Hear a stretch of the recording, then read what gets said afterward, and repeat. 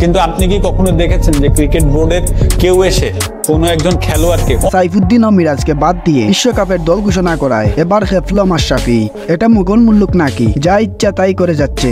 এবার মাশরাফি বিন মুর্তজা বিসিবির উপর ক্ষিপ্ত হয়ে একই বলল। দর্শক, শুরু হতে যাচ্ছে টি-20 বিশ্বকাপের আসর। বিশ্বকাপের 20তম দল নিয়ে এই আসরে 19তম দল হিসেবে দল ঘোষণা করলো বাংলাদেশ।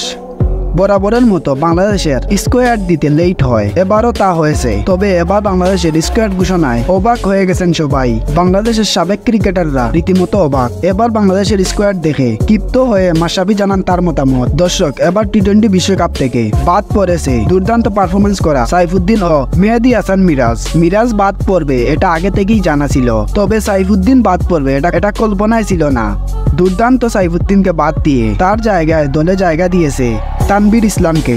এবার মাশরাফি বিন মুর্তজা সংবাদ সম্মেলনে এসে বলেছেন, সাইফুদ্দিনকে স্কোয়াডে না রাখলে মানতাম, কিন্তু মিরাজকে না রাখাটা মানতে পারছি না। যেখানে ফ্লপ বাবা লিটন দাস দলে জায়গা পায়, দলের ক্যাপ্টেন হিসাবে টেস্ট বাবা শান্ত দলে জায়গা পায়, সে জায়গায় মিরাজ দলে জায়গা পেল না, এটা মানতে পারছি না। এখানে বিসিবির কিছু গাফলাতি রয়েছে। দর্শক, মাশরাফির কথা আপনার কাছে কেমন লেগেছে অবশ্যই কমেন্ট বক্সে জানান। এই ভিডিওটি ভালো লাগলে লাইক, কমেন্ট, সাবস্ক্রাইব করবেন। আসসালামু আলাইকুম।